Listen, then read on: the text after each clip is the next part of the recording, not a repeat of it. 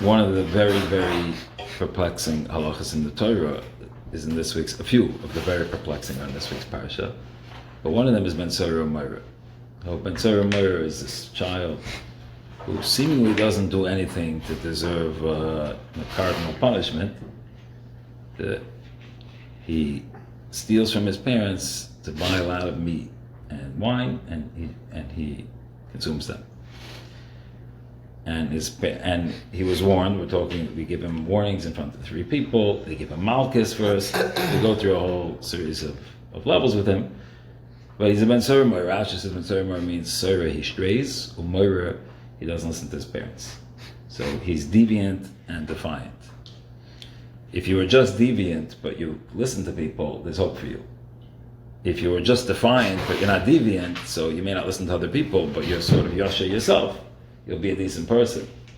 But if you're both, so Rashi says, you're the Torah, the Torah knows the end.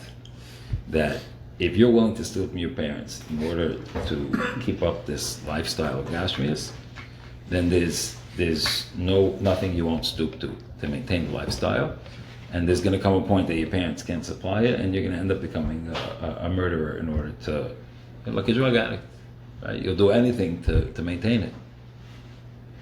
Okay, so why are you killing him now? He's still innocent. Why don't you wait for that to happen and then kill him? See, here Rashi says from Chazal, incredible line. The Torah is having Rachmanus on the Ben Tzara Moira. Yom Zakai, let him die innocent.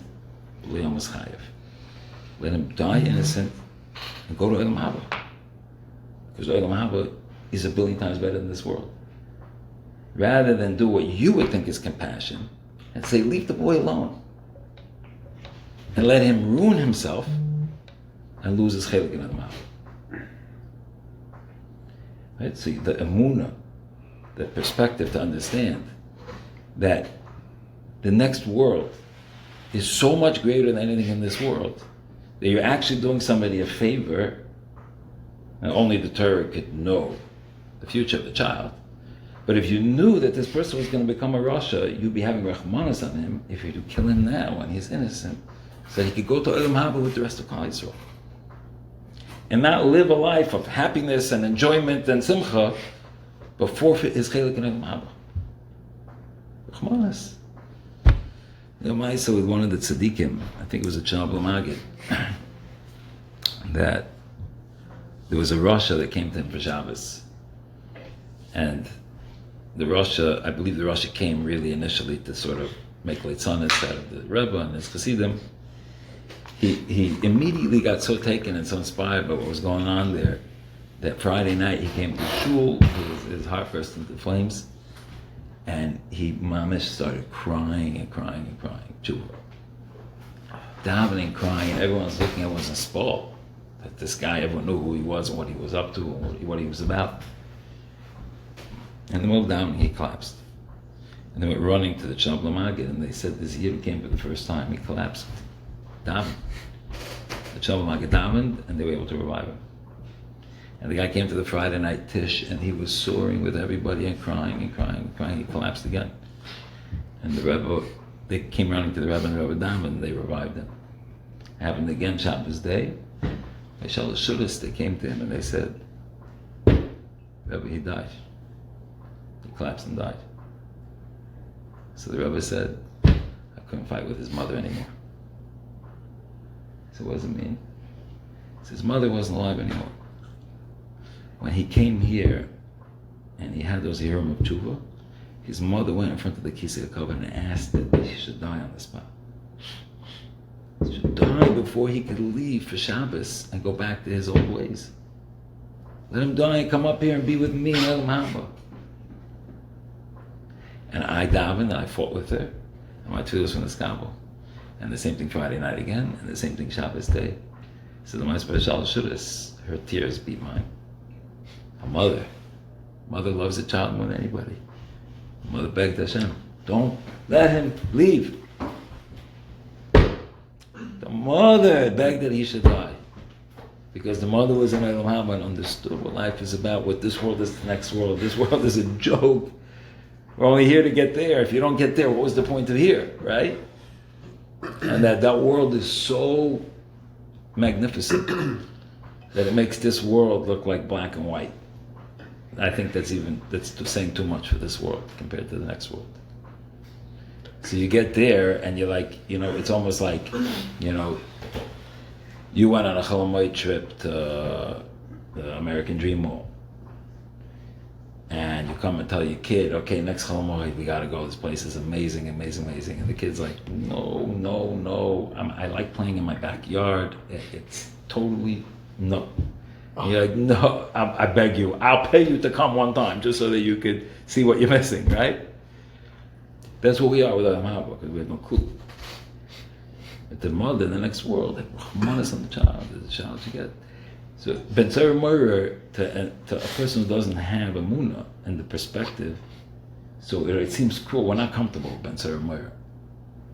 Like killing him, the child, because of the future. And I don't think so much about killing the child, but what about that you're taking away any potential for him to do tshuva? Well, the Torah knew in this particular circumstance that he won't.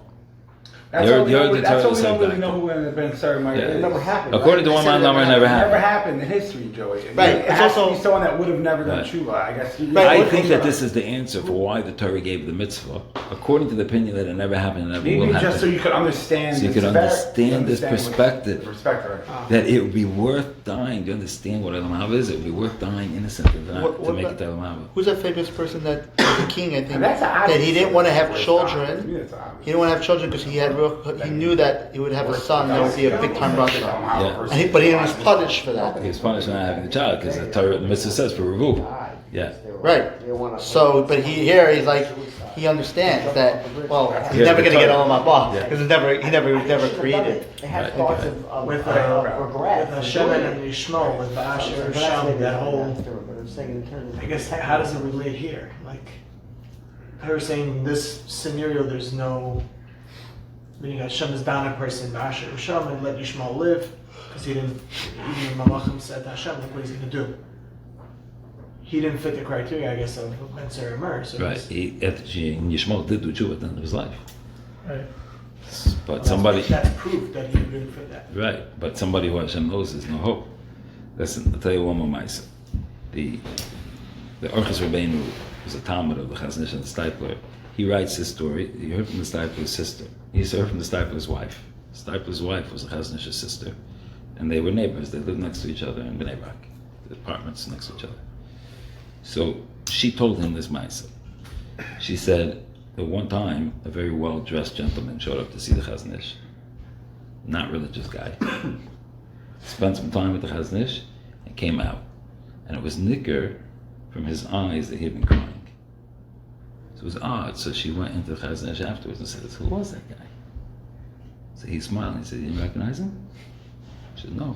He said, he was that bacher who I used to learn with back in Europe. She said, wow, that's him? What happened?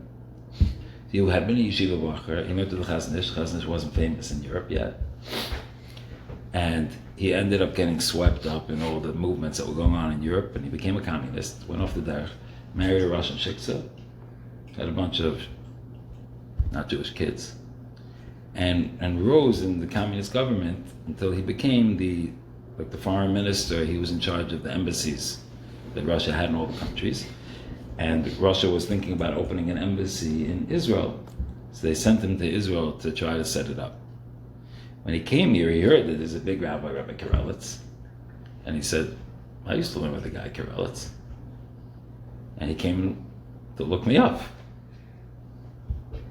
So she said to him, he came out, it looked like he was crying. So he said, yeah, he cried. I said, why?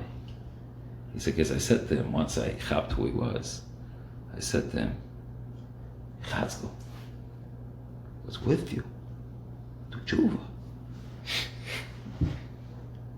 He started to cry. And he said, I can't. I have a wife, I have kids, I have a job. I can't. There's no way for me to extricate myself. So Chazon Ish said to him, do you want me to daven for you to die? To stop doing this sword? told his sister. Chazon told his sister. He didn't say anything. But he didn't. So I took that as acquiescence.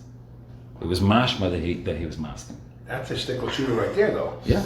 That's him. To die? That he wanted him That he should die. That was the die so that he should be able to escape from living this life against. But Torah. that guy's doing some tshuva there because Yeah. he's having copying at that moment what he really stands for. And he wants to change, but He can't. He feels locked in. he feels like his whole. But he's life even willing to structure- give up his life. Right, he's willing to give up his life, but he doesn't want to say the words. So, Right. so there's some tshuva starting. 100%. If he died at that moment, it might be considered tzaddik. I don't know. I'm saying based on. that's not 2 the days story. later. Oh, sorry. I always kill these stories. No, not killing it at all. You're 100% right. I didn't kill it. He got 2 it. days later, this Chazon writes, the newspapers reported that a plane going from Israel back to Russia carrying an important diplomat went down, no survivors. Right? But you have the perspective. He cried. Do you want me, the Chazon is saying, I have Rachmanus on you. Do you want me to daven that you should die? Because it's worth dying. If you're gonna keep the affairs. But he came out If you're crying. going to come to Olam He came Haba. out crying. He came out crying. So maybe that was his tshuva. Yeah, I assume it was. No, the crime was realizing how far he came and like, wow, like this guy's sitting here. That's a tshuva. He stormed That's what I'm the- saying. No, that's what I'm saying. But it It's was tshuva. he was willing to So he die in stormed the order to cockpit. end He this stormed the life that he was cockpit. living. Wow. Yeah, that's the real perspective. That's a crazy. That's a crazy. Yeah. This is printed in Nachas Rabbeinu. The story. This is Wait, Nachas wait, Rabbeinu. That's Wait, it. And then so it shows it's a another- Stipler, which was married to the Chazonish's sister. Right. She told over the story to the author of Nachas Rabbeinu. He writes it And this happened with the Chazon. This was with the Chazonish. to the Chazanish. Yeah. Wow. All right. Listen, we should be starting to live lives that are That we bringing wanna us to stay Olam alive. Haba.